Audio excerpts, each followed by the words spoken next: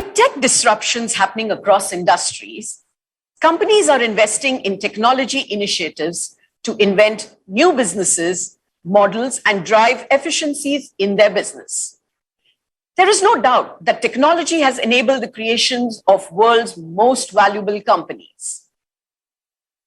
For our keynote session, we warmly welcome Mr. Nandan Nilekani as he shares his insights about the adaptive advantage that businesses of future need to have. The media partner of this session is Entrepreneur India. Mr. Nilekani is the co-founder and chairman of Infosys Technologies Limited. He is the founding chairman of Unique Identification Authority of India.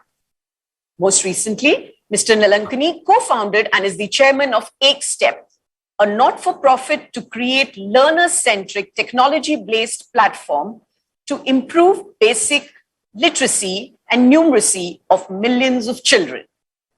He has won many accolades over the year. In 2006, he was awarded the Padma Bhushan. He was also named Businessman of the Year by Forbes Asia.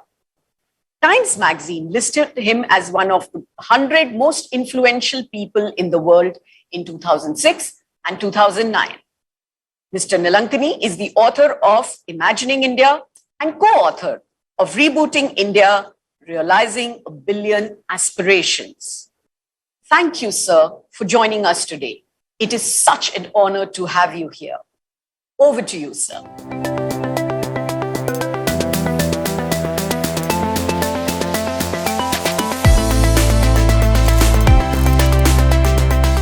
Good afternoon, and it's wonderful to be speaking here at this Ascent eConclave, and I want to thank Mr. Harsh Mariwala for inviting me and giving me the privilege of speaking and giving this keynote address. Given the topic of decoding disruption, I'd like to speak about what happened with the pandemic, how it changed our business in so many ways, as well as a lot of the developments on the digital side. Obviously, the pandemic had huge amount of personal consequences for all of us. Many of us got sick. We lost a few loved ones, and we have had to live in this whole way of staying at home and social distancing and all that. But it also had a tremendous impact on business. For example, one of the big changes that happened was the need to work from home, because you couldn't really go and be in proximity of your colleagues. And we learned that at Infosys, where between March, around say third week of March was when the lockdown was put. Within a matter of weeks, less than 4 weeks, we had over 250,000 employees in 40 countries working remotely from home. And that was an example of the adaptability of the organization. And that adaptability came about because the networks were already in place, because everybody had a computer which they could take home, because Infosys had invested in laptops, and also the network security was strong enough to have employees working from home. So those underlying investments in creating a network which was agile and secure, and in the capital to be able to log in from home, also allowed the company to accelerate the work from home, and they were able to do that in a matter of weeks and then deliver to the customers. And that has largely been the way of working for the last 18 months. So I think that was a great test of adaptability. And of course, many companies around the world have done that. And we have learned to work from home. We have learned to connect all our meetings on video conferencing. We have learned to come together on other collaborative platforms to create documents together, to write software together. So I think the change to working from home has been one of the defining moments of this pandemic. And it has also raised the question of what will happen actually when things fully come back to some kind of normalcy. And people absolutely expect that we will have a hybrid way of working, where some of us will work from home, some will work in the office. All of us may come to the office on some days, some of us may never go in the office. So there are all kinds of variations. I don't think anybody really has an understanding of what is going to be the ultimate equilibrium point of hybrid work in the future. but the future of work has changed dramatically. It has also demonstrated that a lot more work can be done remotely than we thought possible. So doctors learned to do teleconsultation online. People learned how to order online. Grandmothers spoke to their grandchildren online. So suddenly, this has had a massive behavior change, which has implications which I'll come back to a little later. But some of the other implications on business from the pandemic has been digital acceleration. Because one thing the pandemic showed is that those companies which were digitally strong, which had digital options to do their business, they were able to do well. For example, if you look at the retail industry, many companies that relied only on physical stores got into issue, and many companies in the US in the retail industry, including great names, went into bankruptcy. But companies that had a very good omni-channel presence where they could sell not only in the store, but they could sell online, they could have the stuff delivered home, or you could come to the store and pick it up, or you could do a curbside pickup from the parking lot and so on. Those companies did well. And in fact, in the US, companies like Walmart, Target, Home Depot, and Lowe's did extremely well. And that was only because they had a far superior digital omni-channel strategy. And this happened in every industry. So in every industry, those companies that were more digitally savvy, which had built better systems over the years, were able to perform better in the pandemic. And the realization has dawned on the managements and leaders of companies around the world sitting in every boardroom that digital acceleration is a must.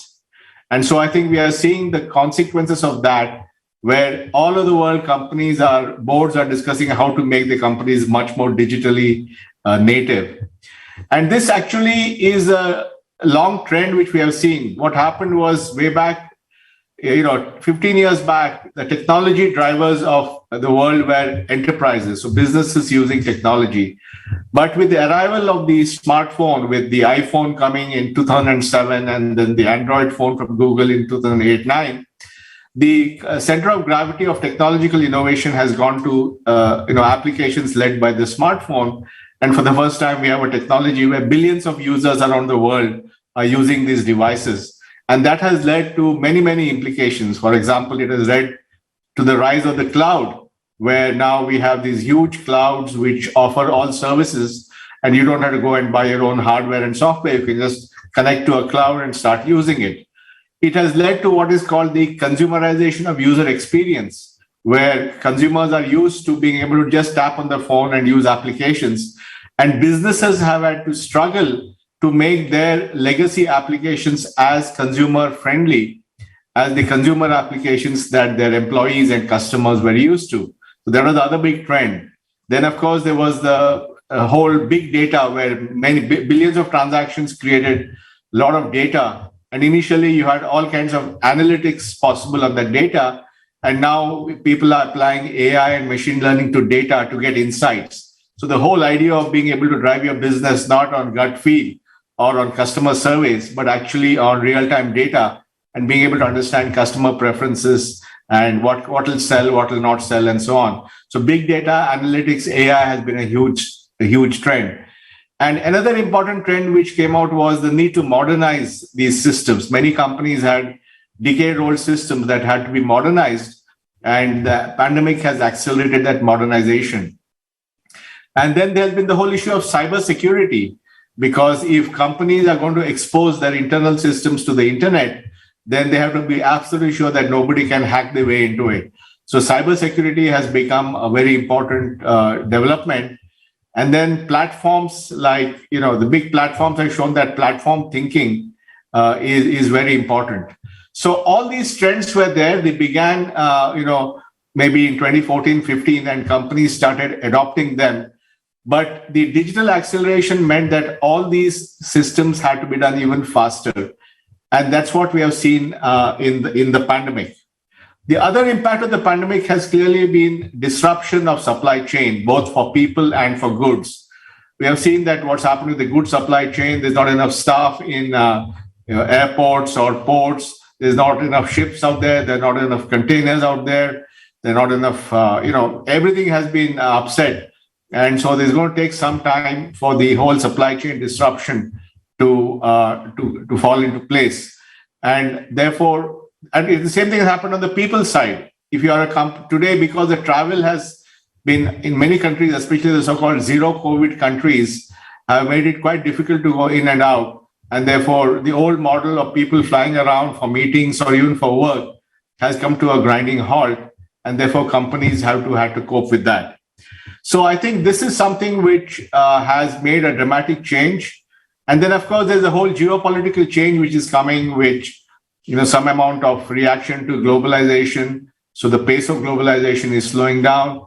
There's the geopolitical issue of US and China, which has an impact on every business. So all these things are things that we in business have to deal with. But India is really a bright spot in the digital story, because today India has 3 different developments which are going to have an impact on India's growth and economic recovery. The first is that the digital acceleration and demand created by the pandemic has created a huge amount of growth opportunity for India's technology companies. And they are all growing at double digits, and they are all sounding very optimistic about the future. They're talking about a multi-year cycle of investment into digital technology. People like Satya Nadella have said that the world's spending on technology is going to move from 5% of GDP to 10% of GDP globally in the next decade or so, which means there's going to be a huge amount of investment of technology and people into digital transformation. And in India, Indian companies are benefiting from that.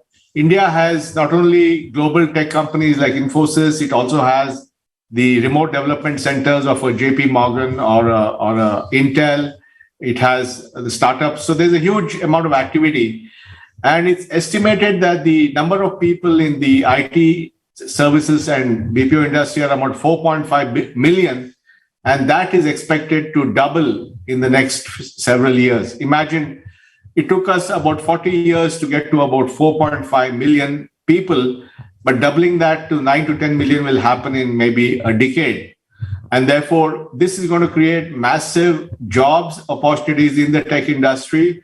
And what we know is that the tech industry in turn hires other people. So, every job you create in the tech industry creates 4 or 5 jobs in ancillary industries, in transportation, in food, in real estate, as people build housing and offices. So one big driver we're going to see in the coming years is the tech industry growing already from a large base of about $200 billion. If they grow at double digits, then you can imagine the impact of that on the country. The second thing is something which all of you are part of and all of you are seeing, which is the dramatic explosion in startups. Many of the startups are now doing an IPO, very successful IPOs, and we have seen how Zomato and Nykaa have done so well in the capital markets. And we also seen the rapid birth of unicorns, or companies with a valuation of more than $1 billion. Just to give you a context, the total number of unicorns in India is approximately 80 to 85. And just in the last 11 months, we have had 40 new unicorns, around 40, which means half the unicorns in India were born in the last 11 months. So you can see that the whole pace of change of startups is going up. Now, this means there are many reasons for that. Of course, a lot of capital is coming into India. There have been some regulatory changes in China, which have made global capital come to India. So there's enormous amounts of capital coming. There are new investors coming who take very quick decisions on investment. We have great entrepreneurs in India who are able to sell their vision. And so we see a huge amount of activity. And this is going to be a big driver in the coming years, because these companies are going to create jobs, going to transform businesses. They're going to go public, and they're really going to make an impact on the country. So the second big driver is the startups. And the third driver in the digital economy of India is the digital public goods that India has created. I was involved with them as the chairman of the UIDAI. I led the creation of Aadhaar, and now 1.3 billion people have digital identity. And that is so foundational and transformational that it's made an impact on everyone, where they can use that to get the money into the bank account, withdraw money from the bank account, open a bank account, get a mobile connection, invest in the stock market. Everything you can do now digitally and virtually using Aadhaar, eKYC, and all that. So that's one big piece of the digital infrastructure that India has created. The second big piece has been the UPI, which is an amazing innovation from the National Payment Corporation of India, which has built the UPI platform as a very advanced, mobile-first, high-volume, low-cost transaction platform. This platform was launched barely 5 years back in May of 2016. And by October 2016, it had only reached about 100,000 transactions. And last month, in October, it did over 4.3 billion transactions of a total transaction value of $100 billion. So this has had a dramatic impact. And I can see that when I go out, every vegetable seller, every coconut seller, every small shop is taking UPI payments. And that's really been a revolution. And the third thing which is coming, which will also have an impact on the recovery, is something called the account aggregator network, which essentially India will be the only country in the world where individuals and businesses will have access to their own data. They'll be empowered with their own data. And there are many, many use cases for that. But the first big use case will be democratized lending, and borrowers, be it businesses or individuals, will be able to use their own digital footprint and get access to credit. So if I'm a small business, I can use the data of my purchases or my sales or my taxes paid and share the data with the lender on a secure basis. And the lender can make an instant decision to give me a loan. So we're going to see a huge recovery in the economy through account aggregator infrastructure. And right now, that system is doing a few thousand transactions, but there's no reason why in a few years it won't do millions of transactions in a day. And that will completely change the economy, because unlike in the old model where a few large companies got credit, with this model, every small kirana store, every small dispensary, every small manufacturing company will get credit. So this democratization of credit will drive job creation and economic growth. So all these digital platforms that India has, there are many, many more of them, which I won't spend time now. But fundamentally, all these platforms that India is going to lead to economic activity. So there are three drivers. Almost the doubling of people in the IT industry from 4.5 million to say 9-10 million in the coming years. The rapid growth of startups with almost something like 40 unicorns coming up this year. And the fact that India has the best digital public infrastructure anywhere in the world. And that becomes the foundation for transformation, both of the public and the private sector. So we're going to see all these things coming together in a big way. We're also seeing a big push on sustainability. Recently, there was the COP26 at Glasgow, and all countries, Prime Minister Modi talked about net zero by 2070. We at Infosys have been actually leaders in sustainability with massive reduction in consumption of water, power, recycling, rainwater harvesting, you name it. And in 2020, Infosys became among the first companies in the world to achieve carbon neutrality 30 years ahead of the Paris commitment of 2050. And today, sustainability is part of a larger movement called ESG, E for environment, S for social, and G for governance. And ESG is now becoming very important, and companies are expected to improve their sustainability goals.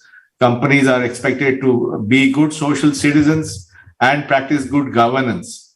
And ESG, and many, many investors today are demanding ESG. So we see a big push on sustainability and how to reduce consumption of everything, how to create, use more renewables. At Infosys, about almost half the power is from a renewable plant that we have in Karnataka, which generates 30-40 megawatts of solar power.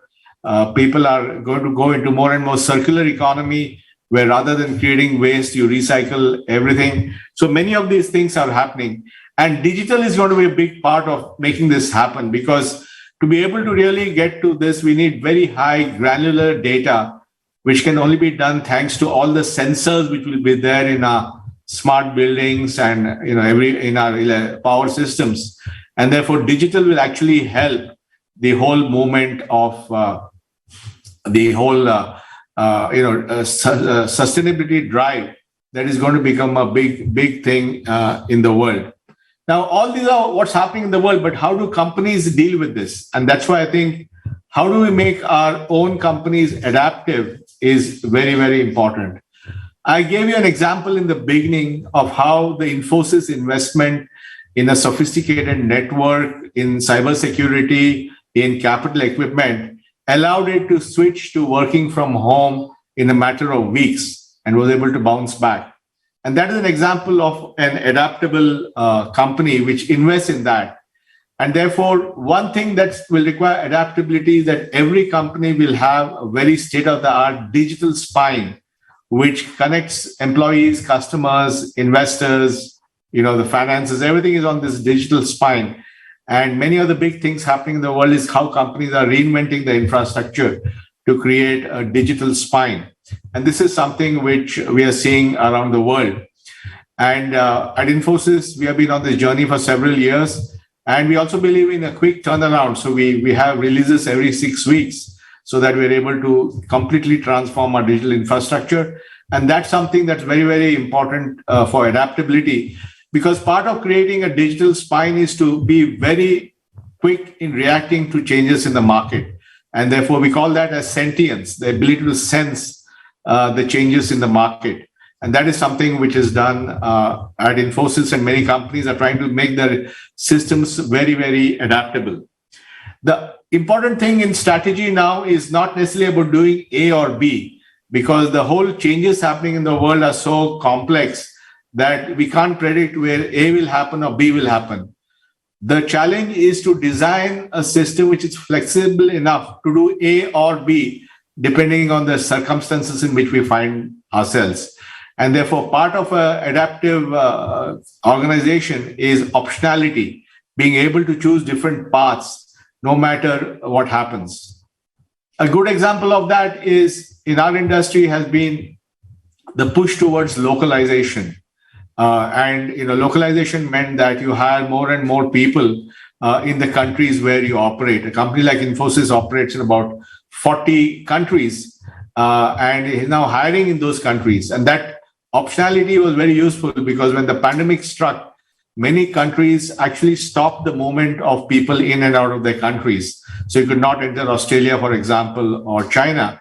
And therefore, the fact that you had employees there and could hire more people there actually allowed you to grow your business in spite of the fact that people could not move around.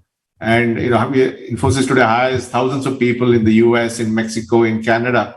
And all this localization not only is a good thing from a diversity perspective as you create jobs and become part of a truly diverse multicultural company, it also creates adaptability to changing things in the market. We're also seeing what is looking like a global war for talent.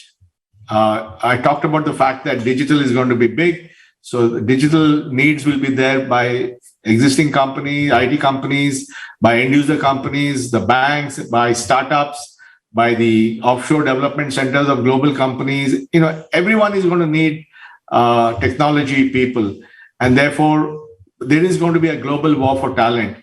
And therefore, a company's HR practices, how will it teach the employees, how will it recognize their accomplishments, how meritocratic it is, how it creates a culture of bonding, all these things are going to become very, very important as we go along. And therefore, I think a people-first strategy is going to be very important. And I think that is something that we're going to see. And the pandemic has made that all the more important. And you're seeing that in the attrition levels of companies where people are leaving and going for better prospects. You're seeing this in this movement called the Great Resignation, where many people are actually opting out of working or trying to take off for some time. And so there's a big reshuffle going on in the work area where people are changing. And I think companies, whether small or large, will have to take stock of this and do what is required. So that is another big thing which is going to happen. And then there's the whole issue of adaptability will come from a culture of continuous learning. It's important to realize that each of us cannot afford to remain stagnant or static in what we do. We have to constantly learn and be on top of developments. And therefore, companies will have to make a big investment in creating a learning culture, creating platforms for learning, creating content for learning, creating a way of recognizing that people have learned something, which is called giving them the credentials, linking their promotion and compensation to how much they learn. There's a whole thing required to create a learning platform for everybody. And I believe that's something which we're going to see even more. And, the Indian IT industry is a good example of how they have used learning to pivot from time to time. If you go back and look at the last 30 years, there have been many, many technological changes in the technology services industry. In the early 90s, we saw that, people moving from using mainframes and mini computers to going to client server computing. And then towards the end of the last century, we saw a massive rush, both because of the Y2K issue, as well as the dot-com boom, which led to huge investment in, again, the first generation of startups and technology. And then after the global financial crisis of 2008, there was a massive push to reduce costs. So companies started trying to see how to reduce their technology spending. And today, we are seeing the COVID-inspired digital transformation that requires all our people to have digital skills and be able to help our clients grow by building new systems. So every few years, there has been a technology shift. Similarly, every few years, there has been a shift in the power of computing. Moore's law has been playing now for almost 30 years, and the chips are getting more and more powerful, and you can do more things. You can do more video, you can do games, you can do all kinds of things. So you have to keep on updating yourself with all these changes. And similarly, the networks are changing. Every 10 years, we have a change where we go to a new generation of technology. Last 10 years has been the era of 4G. India has been a world leader in 4G thanks to people like Jio, Airtel, and Vodafone Idea. And now the big thing is 5G, and the 5G investment cycle has just begun. And the next decade is going to see a massive rollout of 5G networks, which apart from giving high speed, will also give low latency and many other benefits that will lead to a whole new possible applications. So what it means is that, and this is just what's happening in the technology and digital field, but in every field, things are changing very rapidly. And we need the ability to quickly pivot ourselves, our businesses, and our people to these new opportunities. And therefore, more and more companies will invest in creating the infrastructure for learning. At Infosys, we have a very sophisticated platform called Lex, which allows any of our people anywhere in the world using any device to get access to learning content, short-term or long-term, do self-learning or assisted learning, and make sure that they get credits for that. So every company has to think of itself as a learning organization. And then let me say that it's also about how do we connect the dots. Today, the changes in the world are so many that you have to be able to sense all these mega trends and figure out how the dots can be connected. And then how can you then get your company in position for where the things will be a few years from now. So this is again very, very important, being able to do that. An example of that at Infosys is something called Cobalt, which is our cloud offering. And very early, about 3-4 years back, we realized the need that global clients will need someone to help them to migrate to the cloud, to transform their workloads, and to go multi-cloud or hybrid cloud or poly-cloud, where you have multiple clouds and you're able to move your workload and your data between those clouds. Now, when we thought about this, that was not really a trend yet, and people thought we were, wondering what they're talking about. But today, every global client is talking about how to go to multi-cloud for risk reasons, or for, economic reasons or whatever.